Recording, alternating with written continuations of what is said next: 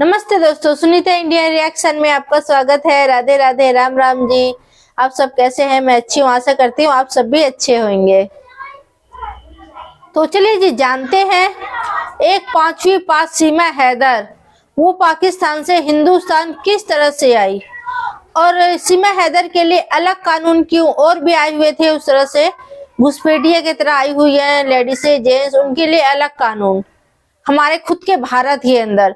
तो इस समय हमारे प्रशासन के ऊपर मतलब ये बातें उठ रही है, तो प्रशासन से सवाल करना आम आदमी का भी मुद्दा बनता है कि हम लोग भी पूछ सकते हैं सरकार से, हमारी बातें जाए सरकार तक, जो हमारी आवाज है वो। तो आप सब मेरी आवाज बनिए, वीडियो को ज्यादा से ज्यादा शेयर करिए। अगर तो हमारे भारत में आके गैर कानूनी तरीके से भी वो इतना निडर होके और लोगों से बात करने में भी जरा सा भी झिझक नहीं, चाहे वो मीडिया वाले हो या हमारे प्रशासन हो या कोई भी हो, मतलब किसी से भी हो, ए टू जेड, ठीक है। तो सबसे बेझिझक होके मतलब हर सवाल के जवाब देना, जिस तरह से उसे मतलब बहुत मतलब प्रैक्टिस करवाया गया हो। तो चलिए जानते हैं क्लिप के माध्यम से आगे। तो क्या ये मुमकिन है? ये बहुत बड़ा सवाल पैदा करता है। साथ ही में बच्चों को जब सीमा पहली दफा जब पाकिस्तान से दुबई से नेपाल गई थी सचिन से मिलने, जब काठमांडू में ये लोग होटल लेके रुके थे सात दिन तक। ये मार्च का केस है। सीमा कैसे अपने 4 मासूम बच्चों को अकेले छोड़कर 7 दिन तक सचिन से नेपाल मिलने गई थी। 7 दिन तक वहां रहे ये लोग, है ना। इन लोगों ने झूठ भी बोला है कि हम पशुपतिनाथ मंदिर में शादी किए हैं, और पशुपतिनाथ मंदिर में काठमांडू की शादी होती ही नहीं है ना। ये मामला था। उसके बाद सीमा ने अपने बच्चों का फर्जी आधार कार्ड बनवाया। भाई कैसे इतनी एक महिला कैसे इतना कर रही है? बच्चों का आधार कार्ड बनवाया है। सीमा ने बच्चों का पासपोर्ट भी बनवाया है, आधार कार्ड गलत बनवाया है, मतलब जाली आधार कार्ड, ठीक है। उसके बाद आप सोच सकते हैं कि 4 बच्चों को मतलब इस तरीके से, वो भी मासूम बच्चे, है ना। और जब ये बॉर्डर पार करके आ रही थी तो बॉर्डर की सिक्योरिटी वालों को यही बताया था कि बच्चों की तबीयत खराब है, हमें हॉस्पिटल लेके जाना है। बच्चों का हवाला देके ये वहां से आ गई। तो समझ में आ रहा है, पहले नेपाल गई, रेकी की, प्लानिंग की, उसके बाद फिर बच्चों को ले आई, फिर अंदर घुसी। ये भी मामला है। और एक वो महिला जो कि पाकिस्तान से दुबई जाती है, दुबई में होटल लेके रुकती है, होटल फिर टैक्सी लेती है, साथ में पाकिस्तानी रुपए को दिरहम में कन्वर्ट कराती है। उसके बाद फिर वहां से फ्लाइट से नेपाल आती है। नेपाल के बाद फिर वो फिर वो भारत आती है। आप समझ सकते हैं, क्या ये 5वीं पास कोई महिला कर सकती है? क्या सीमा झूठ बोल रही है? क्या ये इतिहास का सबसे बड़ा स्पाई नेटवर्क हो सकता है? क्या आपको क्या लगता है? कमेंट करके जरा मुझे बताइएगा। अभी लिस्ट खत्म नहीं हुई है, अभी लिस्ट मेरे सामने है। मैं लिस्ट ये रखा हूं कि लगभग सीमा ने 8 मई को, सीमा के पास 4 फोन और 5 सिम कार्ड थे। तो 4 फोन 5 सिम कार्ड का क्या मतलब? सीमा का यह कहना था कि भैया हम वहां से पाकिस्तान से आए, हमें नहीं चाहता कि हमें कोई ट्रेस करे, हमने तोड़ के फेंक दिया, ठीक है।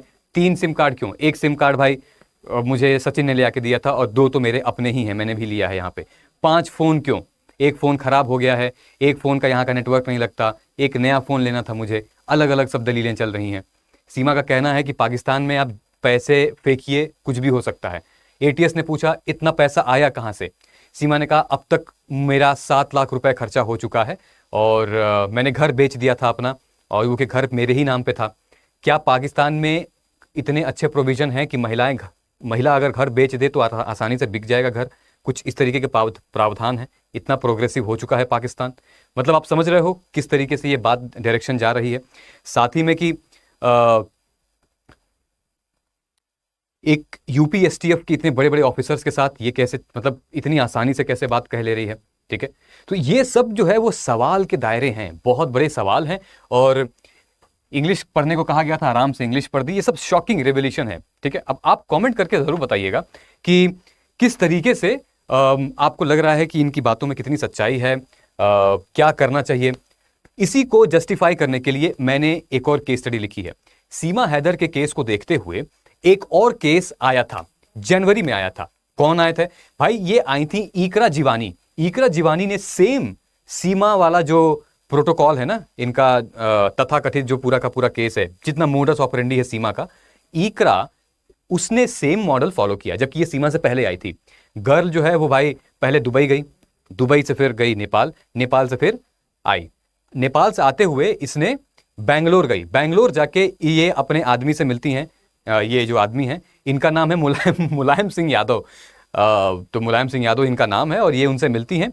बेसिकली ये लड़की गलती क्या करती है, ये बेंगलोर से पाकिस्तान फोन करती है अपनी माँ को बताने के लिए कि माँ मैं पहुंच गई हूं, और अपने माँ से कंटिन्यूअस बात करती है। तो वहीं पे जो CIA है, सेंट्रल इंटेलिजेंस एजेंसी है, उन लोगों ने ये इंफॉर्मेशन गैदर की कि ये कॉल्स जा रही हैं, इतने लंबे देर तक बात हो रही है, और इस बीच में इकरा को लोग धर दबोच लेते हैं।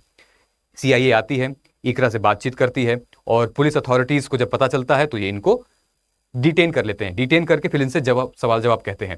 तो बेसिकली इकरा कहती हैं कि भाई मैं प्यार मोहब्बत में पढ़ के, हम लोग ऑनलाइन मिले थे, प्यार मोहब्बत में पढ़ के मैं आ गई यहाँ पर, और अब मुझे नहीं जाना है, अब मुझे वापस नहीं जाना है, मुझे मुलायम सिंह यादव के साथ ही रहना है। ठीक है।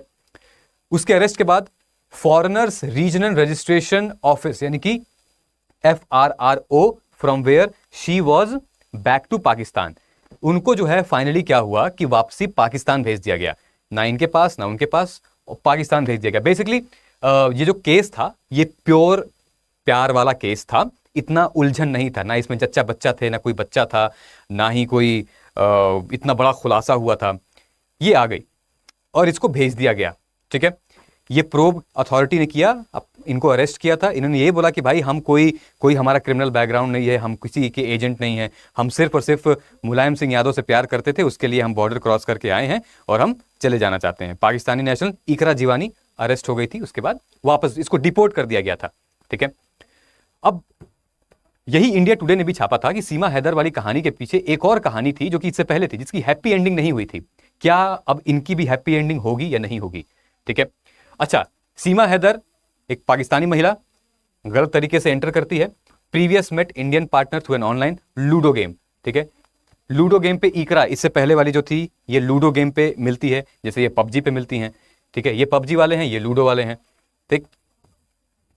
अब देखिए क्या हो रहा है, एक और केस यहां सामने आ रहा है। ये केस है बांग्लादेश का। बांग्लादेशी महिला जो है वो, ये सब लोग आके भारतीय पुरुषों में क्या रखा है भाई, कि मतलब लोग बांग्लादेश से पाकिस्तान से आ जा रहे हैं, कुछ है क्या ऐसा भारतीय पुरुषों में? जरा कमेंट करके बताइएगा। तो बांग्लादेशी महिला जो है वो भाई तैर के आ गई थी, पता आपको, तैर के आ गई भारत में। इन्होंने एक एक्ट क्रिएट कर दिया। ठीक है। 22 साल की हैं ये, 22 ईयर ओल्ड वुमेन। इनको आइडेंटिफाई किया गया, कृष्णा मंडल। इन्होंने रिवर क्रॉस करके आए और भारत में एंटर कर गई थी। ठीक है। हुआ क्या कि Krishna did not have valid passport to India, Bharat का इनका कोई वैलिड पासपोर्ट नहीं था, और इन्होंने डिटरमाइन किया था कि ये अपने लवर से मिलेंगी और बेसिकली इस जर्नी को मतलब मिलेंगी और बातचीत करेंगी। और ये लव बर्ड जो हैं वो यूनाइटेड हुए। कृष्णा फाइनली अभिक से मिली। ये अभिक इनके लवर हैं, है ना, West Bengal South 24 Parganas district में। साउथ 24 परगना डिस्ट्रिक्ट वही डिस्ट्रिक्ट है जहां पे अभी ढेर सारे बवाल हुए हैं पंचायत पोल्स को लेके। ठीक है।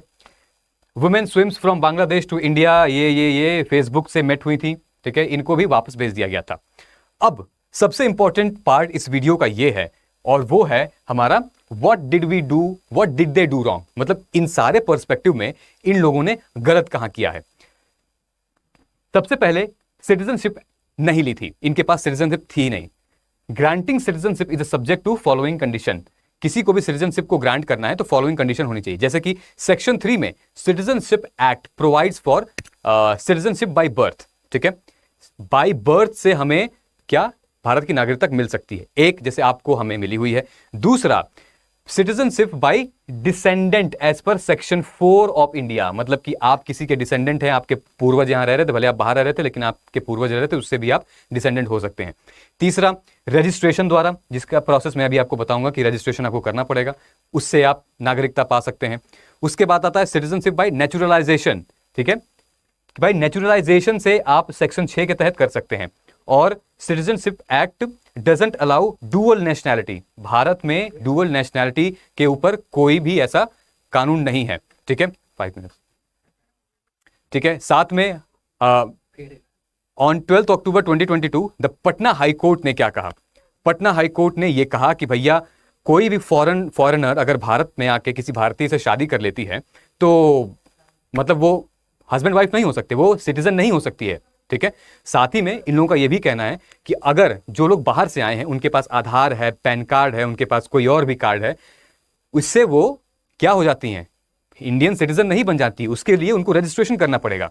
अब रजिस्ट्रेशन कैसे करना पड़ेगा, आइए देखते हैं। रजिस्ट्रेशन के लिए सबसे पहले सर्टिफिकेशन होना चाहिए रजिस्ट्रेशन का फॉर योर मैरिड स्पाउस। अब ये लड़का लड़की के लिए दोनों है, मतलब कि इसका सीधा सीधा नियम ये है, अगर आपने 2010 में शादी की है तो आप पहले रजिस्ट्रेशन कराइए। रजिस्ट्रेशन कराने के लगभग 7 साल बाद आप रहिए भारत में, उसके बाद 2017 में आपको रजिस्ट्रेशन मिलेगा, भारतीय नागरिकता मिलेगी, है ना, 2017 तक। अब देखिए 7 साल बाद, ठीक है, आपको क्या क्या डॉक्यूमेंट्स लेने हैं। आपको डॉक्यूमेंट्स यहां पे लेने हैं सिटीजनशिप अपने रजिस्ट्रेशन करने के लिए, जैसे कि आपके फॉरेन कंट्री का, पाकिस्तान का पासपोर्ट चाहिए आपको या कहीं भी कंट्री का, और आपका रेसिडेंस परमिट चाहिए, ये डॉक्यूमेंट हो गया। तीसरा, और भी कोई अदर डॉक्यूमेंट लगेंगे, जैसे कि इसमें आप अटैच कर सकते हैं, you married an Indian citizen, a copy of your marriage certificate चाहिए रजिस्ट्रेशन में, आपके स्पाउस का, आपके हस्बैंड या आपके वाइफ का सर्टिफिकेट चाहिए, आप उनका पासपोर्ट चाहिए। रजिस्ट्रेशन का प्रोसेस आपको बता रहा हूं मैं कि इस तरीके से वो रजिस्ट्रेशन करा सकते हैं। ये है हमारा foreign division ministry of home affair का ये लिंक है जहां पे आपको नागरिकता मिलती है। यहां पे आपको फॉर्म भरना पड़ेगा। इंडियन सिटीजनशिप ऑनलाइन ये वेबसाइट है, इसको आप क्लिक करेंगे।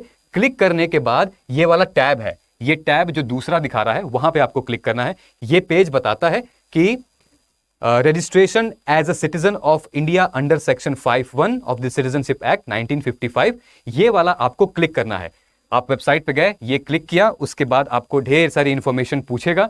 उस ढेर सारी इंफॉर्मेशन में आप अपना जो जो पूछेगा वो डॉक्यूमेंट्स, वो डिटेल्स वो अटैच करते जाइएगा, इमेज फोटोग्राफ अटैच करिए। अटैच करने के बाद जैसे ही आपको जैसे कि employment status, citizen status, residence, आपका करंट इंफॉर्मेशन, ये सब हो जाएगा। उसके बाद जो है scan the document that support your application so that you can submit electronically as well. सब कुछ स्कैन करके नॉर्मली जैसे नॉर्मल प्रोसीजर होता है वो स्कैन करके आप डाल दीजिए। डाल दिया आपने, सक्सेसफुली हो गया सबमिट। ठीक है, उसके बाद उसका जो पेपर है, जो रजिस्ट्रेशन आपने कर लिया, उसके बाद जो ईमेल आएगा आपके पास, नोटिफिकेशन आएगी, उसको लीजिएगा। वो लेके आप जाइए डीएम के ऑफिस में, एक आईएएस ऑफिसर, डिस्ट्रिक्ट कमिश्नर के ऑफिस में आप जाइए, उनसे कहिए कि मैंने ये मेरा सिचुएशन है, ये मैंने इस पोर्टल पे रजिस्ट्रेशन के लिए, सिटीजनशिप के लिए, नागरिकता के लिए मैंने फॉर्म भर दिया है, ये आपके पास है। ठीक है, तो attach of the copy of your passport, जब उनको आप देंगे तो अपना एक एप्लीकेशन भी देंगे, साथ में ओरिजिनल डॉक्यूमेंट भी आप दिखाएंगे, स्कैन्ड डॉक्यूमेंट दिखाएंगे, और जो आपने मिनिस्ट्री ऑफ होम अफेयर वाले जो वेबसाइट आपने डाली हुई है, ताकि डीएम साहब भी, डीसी साहब भी सब कुछ चेक कर लें अच्छे तरीके से।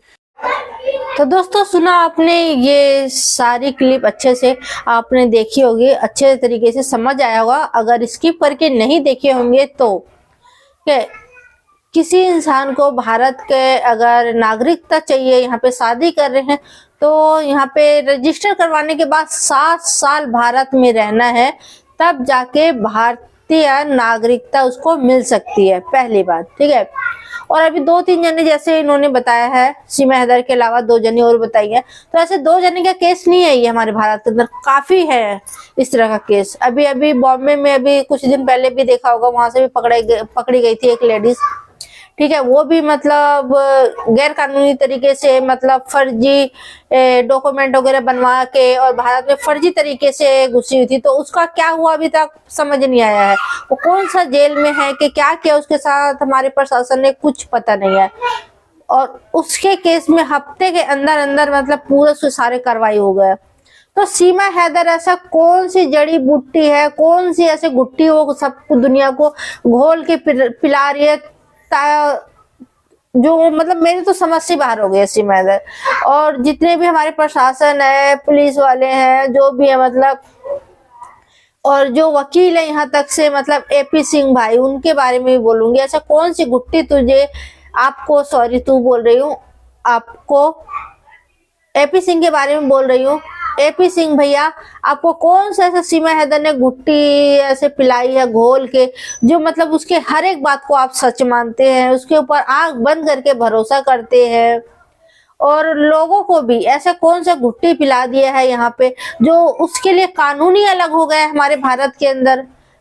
खुलेआम घूम रही है मजे से, खुलेआम मतलब हर चीज कर रही है, खुलेआम गालियां दे रही है, खुलेआम लाइव में बैठ रही है, मतलब हर एक चीज, मतलब कोई डर, कोई मतलब भय कुछ नहीं, बिल्कुल निडर होके। तो भाई आप लोग भी कमेंट करके अपना राय इसमें जरूर रखना है, और वीडियो को ज्यादा से ज्यादा शेयर करना, ताकि एपी सिंह तक मैं सोचती मेरे वीडियो ये पहुंचे। और एपी सिंह भैया मुझे जरूर बताना कि आपको कौन से ऐसे गुट्टी सीमा हैदर ने जो पिला दी है, जो उस ही के बातों को सच मानते हैं, और दुनिया जो भोग रही है, इतना बोल रही है, इतना गले फाड़ रही है, इतनी सच्चाई रख रही है, उसके जितने भी पाकिस्तान के लोग हैं उसको वीडियो इतना चला चला के वायरल कर दिया, लेकिन आपके आंखों में ऐसे पर्दा लग गया है जो दिखाई नहीं दिया।